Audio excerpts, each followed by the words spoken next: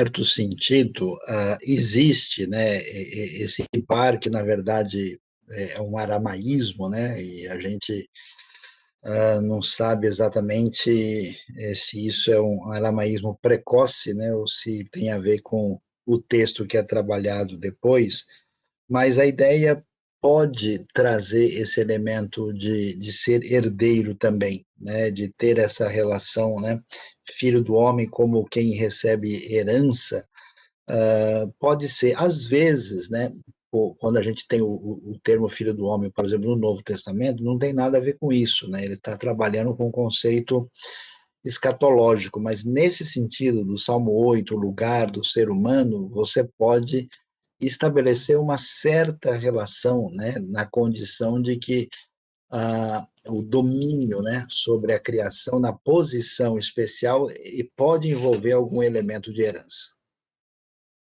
Muito bom, Rafael. Agora, a gente falou aqui um pouco, né, no Salmo 73, dessa coisa de retribuição. Parece que todo mundo, né, no Salmo principalmente, aparece essa ideia. E lá em Gálatas também diz que tudo que o homem semear, também ele colherá, né, ceifará. Ora, você vai olha para Jó, também você olha, é algo estranho, porque ele não plantou aquilo, né, ele parece que não falhou. Então, como é que funciona essa questão de você colher o que plantou, você não colheu, e aí?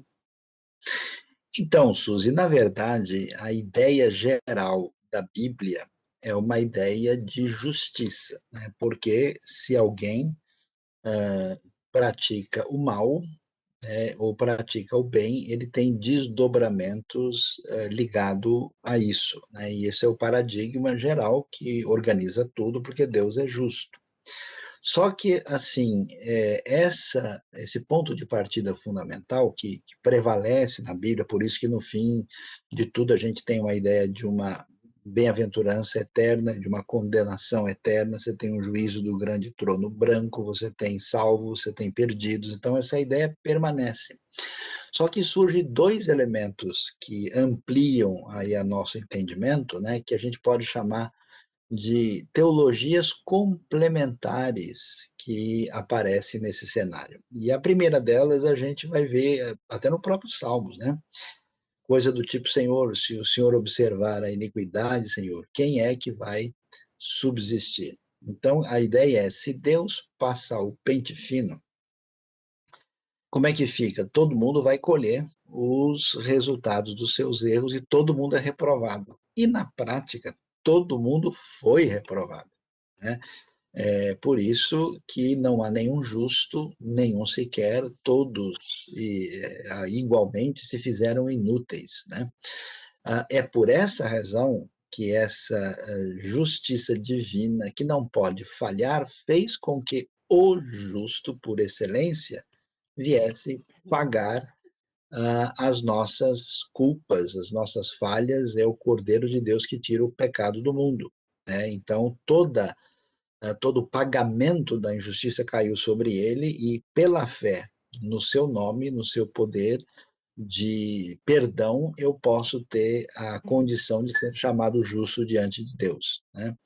Agora, ao mesmo tempo, na nossa caminhada, é claro que a realidade do pecado é uma realidade concreta. Então, mesmo a pessoa conhecendo a Deus, sendo salva, se ela se enveredar por um caminho de maldade, isso certamente vai ter desdobramentos na vida dela. Então, por exemplo, a Bíblia fala de galardão de recompensa que cada um vai receber de acordo com o que tiver feito nessa vida. Então, esses elementos aparecem destacados. E, ao mesmo tempo, a Bíblia também vai dizer para nós que o sofrimento, a dor, as dificuldades, os problemas não são simplesmente consequências de equívocos e erros nossos. Que Deus é soberano e poderoso e Ele pode permitir que a gente passe por circunstâncias difíceis e negativas sem que isso seja resultado dos nossos erros. Então, nós temos aqui a ironia, né, que você acabou de discutir no Salmo 73, que o justo muitas vezes acha que aquilo que ele está passando é uma espécie de injustiça da parte de Deus, porque ele está sofrendo sem merecer, e o ímpio parece que está bem, mas isso só pode ser entendido no contexto do eixo do tempo, que a gente vai ver mais tarde, né. E a grande coisa mais estranha a isso, Uhum. eu não sei se eu posso falar, né, e se o pessoal vai querer ouvir essa parte, ainda dá tempo de você desligar e ir embora, né, antes de ouvir. É a seguinte, é a coisa curiosa que Deus, pelo seu poder e a sua graça, transforma o mal em bem, no sentido em que, por exemplo, os discípulos se acham dignos de sofrer pelo nome de Jesus. Que sofrer e morrer pelo evangelho se torna uma honra e um privilégio, né. A gente pode entender, por exemplo, uma mãe que sofre pelo seu nenê na madrugada, né, um pai que sofre pelo seu filho, sente uma satisfação enorme de, sofrer por uma pessoa que ama muito, né. Então, nesse aspecto, é uma coisa curiosa, né, em que aquilo que seria sinal de reclamação pode ser sinal de comemoração.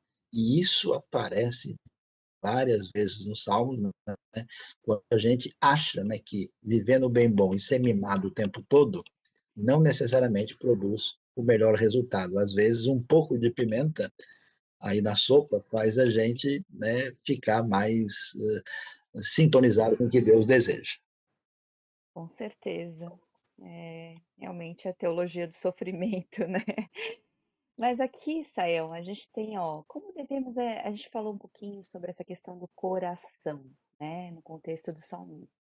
Mas assim, no Antigo Testamento, não só nos Salmos, a palavra coração parece significar muita coisa, né. Parte que é essa exatamente, né, é o coração que bate aqui, que nós temos, nosso órgão, né, ou, ele pode ser alguma outra coisa. Tem um comentário que ela diz, que no versículo 21 fala, do íntimo, que seria, na verdade, os rins. E aí, Israel, tem a teologia das entranhas aí? Olha, Suzy, acho que nós temos que ir para uma aula de anatomia e deixar o salmo para depois, né. Que acontece? De fato, a palavra coração, ela se refere ao órgão, né, que nós temos como o nosso coração mesmo, a palavra lev, né. Só que, não tem um sentido simplesmente, de órgão, tem um sentido mais amplo, né. E coração envolve muitas vezes a interioridade do ser humano todo, né. Isso quer dizer que aquilo que tem a ver com o meu ser como um todo, às vezes é transmitido na ideia de coração. E, às vezes, o sentido predominante é que coração é entendimento, é compreensão. Por exemplo, escondi a tua palavra no meu coração para não pecar contra ti. O quê? Como é que eu escondo a palavra no coração? É quando eu decoro, quando eu aprendo, quando eu entendo, eu guardo. Então, nesse sentido, o coração quer dizer cabeça, quer dizer entendimento, né. Em hebraico tem uma expressão que você conhece muito bem, que você também é professora de hebraico, que a gente fala para a pessoa: "Preste atenção", né, que se diz "simulev", né, ou seja, coloquem o coração, quer dizer prestar atenção, né. Na verdade, por incrível que pareça, Suzy, a palavra rim e a palavra entranha, ela representa as emoções e as emoções fortes, né. Então aquilo que em português fala: "O meu coração se derreteu quando eu vi tal situação", no hebraico a gente diria: "O meu rim sentiu a pontada ou as minhas entranhas se comoveram", né, para mostrar aí o que a gente chama de uma antropologia diferente do contexto hebraico, né. Então, Mas a aliás, gente fala um pouco também, assim, não é exatamente mais o frio na barriga, né, que na verdade tá isso, dizendo de alguma coisa que lá dentro está é. acontecendo, né. E às vezes não só fala como sente, né, rapaz, me deu um negócio na hora lá que eu tive que sair correndo, porque a emoção foi muito forte, né. De Exatamente. fato, tem toda a razão, isso é bem claro, bem pertinente mesmo, né. Agora saiu, olha que interessante, né, a gente falou assim: "Ah, esse salmo é davídico, né, ou para Davi", como você falou. Mas se for de Davi, como é que ele fala sobre a consagração do templo, se não havia ainda o templo naquela época? Então, excelente pergunta, né. Ah, e aí a palavra, templo pode às vezes significar, né, o templo mesmo propriamente dito, né, e às vezes, pode fazer ser uma referência ao tabernáculo que estava em Siló, né, por isso quem entende que o davídico pode significar uma realidade de Davi, pode significar isso. E como vocês viram na explicação, a tentativa de dizer que quando o Davi peca, né, e ele se arrepende, né, ele constrói um altar no local onde o templo vai ser construído, ali na antiga eira do Araúna, um Jebuseu. Então, às vezes, eles associam com isso. A outra possibilidade é que davídico não é Davi propriamente dito, né? Aí, nesse caso, a gente tem o que a gente chama de salmo davídico, que é o rei da casa de Davi.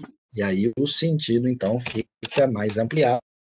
E a gente sabe que tem salmos que, de fato, não são necessariamente salmos de Davi, apesar de apresentar a expressão aí, né, como o salmo davídico. E o salmo 30 é considerado um salmo, assim, digamos, razoavelmente misterioso nesse aspecto, né? Porque, de fato, como assim dedicação do templo? Então, é possível que seja um salmo ligado a esse momento de um rei davídico posterior que representa a casa de Davi. É por isso que a gente tem que lembrar, né, que a gente falou desde a introdução, né, ler Davi é na verdade para Davi, que a gente traduziu como de Davi, né, no português muitas vezes, mas o mais correto aí é falar davídico, porque justamente a gente não sabe exatamente, né, quem seria. Bom, tem uma pergunta aqui interessante, saiu agora trazendo para nossa realidade essa questão. Tem muita gente aí que pode ser perguntando, né, é possível a gente ser convertido, né, conhecer Jesus e reconhecer o senhorio, ele é salvador, mas ainda assim continuar vivendo de modo que não agrade a Deus, né, e aí e mesmo assim não perde a salvação? Como é que funciona essa questão, né? Bom, vamos lá, Suzy, só para complementar, né, só fechar aqui o Salmo 30, quando ele fala da dedicação do templo, né, no hebraico você tem Habait, né, que é da É casa, né. casa. Então, tem até alguns estudiosos que acham que pode ser dedicação de um palácio ou de alguma coisa assim, mas é mais provável que seja mesmo algo ligado a um santuário, né.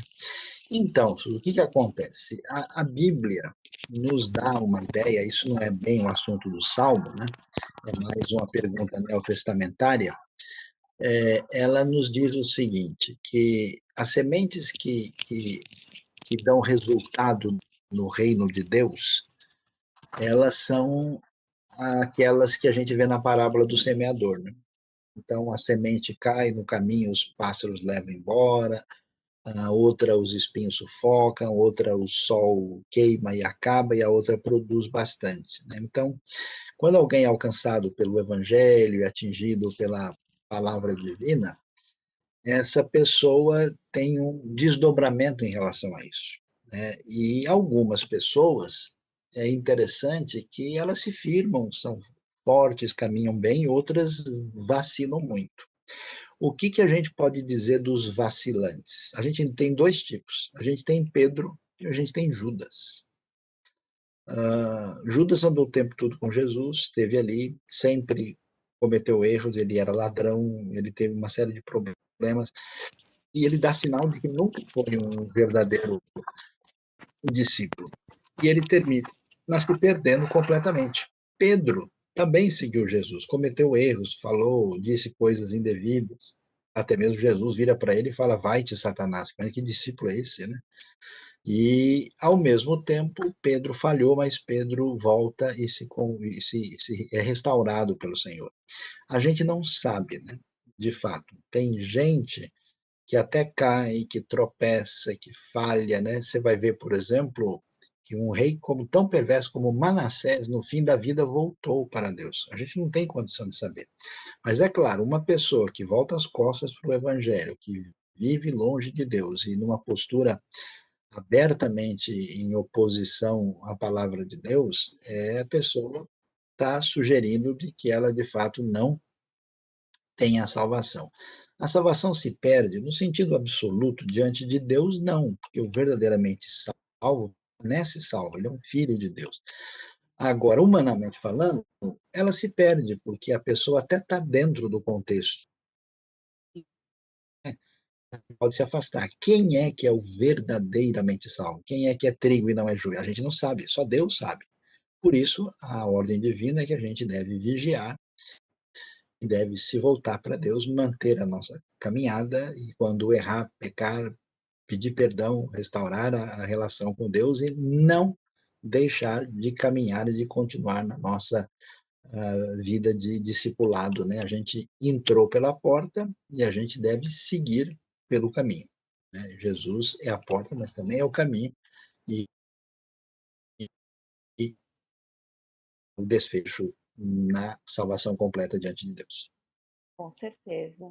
Eu acho que também mas tem outro lado, né, Sayão, de como é que a gente conhece o Senhor de verdade, conhece a graça, o amor dele e quer continuar fazendo mal, né, é diferente.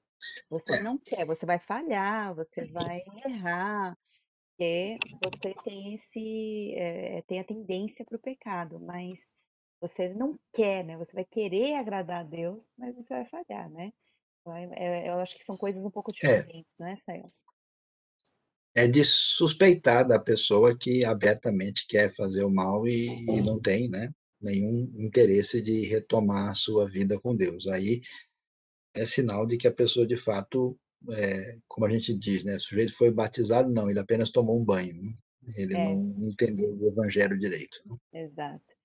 Então, agora, Sayão, podemos associar aí o Salmo 37 com o 73 em sua essência?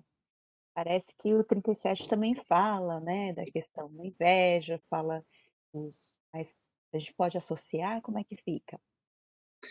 Então, o Salmo 37, né, que vai também se apresentar como davídico, né, vai dizer para não ficar aí apavorado por causa dos homens ímpios, tal. Tem sim uma certa relação, porque, a gente talvez não tenha, talvez a visão, Suzy, muito adequada, né, do que estamos falando quando a gente fala dos ímpios, né. As pessoas talvez estejam pensando que é um grupo de arruaceiros que está fazendo barulho à noite na rua, né, ou que está bebendo ou aprontando, né. A ideia do ímpio, do perverso, é alguém realmente muito ameaçador. Às vezes, você tem o foco até das nações estrangeiras, pagãs, que se voltam contra, Israel, contra Davi, contra o rei davídico, né. Então o cenário é muito mais amplo e qual é o problema? Você está numa situação de insegurança total, como é que você vai lidar com isso? Uhum, Então, quando a Bíblia fala forte contra os ímpios aí, os perversos, os maus, né, ela está apresentando isso dentro do contexto de radicalidade. Então, nesse sentido, quando ele e isso é uma crise grande, né? Como é que Deus, que é bondoso e poderoso, pode permitir que o ímpio triunfe? Essa é a grande crise, né? E aí você vê isso no Salmo 73 e no Salmo 37 também, apresentando esse questionamento e a solução da questão sob a diretriz divina. bom. Agora tem uma pergunta aqui interessante que é: como entender que o Deus que é espírito, com o Deus encarnado, agora quem que vai nos receber lá no céu, Sayão? Olha, Suzy, nós estamos que brigar com o nosso pessoal, nós estamos estudando Salmos, né, e o pessoal tem um curso de teologia, né, e aí a gente precisa ver direitinho como é que a gente vai lidar com isso. Olha, a a Bíblia vai nos apresentar a ideia, de que na realidade da vida eterna, você vê muito essa questão, por exemplo, em Apocalipse, daquele que está sentado no trono, né? Às vezes, o que aparece ali parece ser um foco na pessoa do Deus Pai, às vezes aparece a ideia do próprio Cordeiro, do próprio Cristo, Jesus, né? E a ideia é que é interessante isso, um conceito que nem todo mundo tem muito claro, né? Que Jesus, sendo o Deus que encarnou e se identificou conosco, ele permanecerá assim na eternidade, na sua relação conosco. Então, isso que o hino antigo tem razão quando diz, né, que os sinais dos cravos eu hei de contemplar, né? Portanto, Deus, na sua essência, além do tempo, do espaço, de qualquer dimensão humana, a gente percebe que essa dimensão divina, nós não temos nem acesso a ela. Ela está, né, além do infinito. Então, toda vez que Deus está em contato com a sua criação, ele se autolimita, inclusive no céu. E aí, o que, que a gente vai ter lá? Eu acho que é bom a gente aguardar para esperar, porque Deus existe numa triunidade, e é possível que nessa autolimitação divina, eu entendo que o foco principal estará na pessoa bendita de Cristo Jesus, nosso Redentor, né?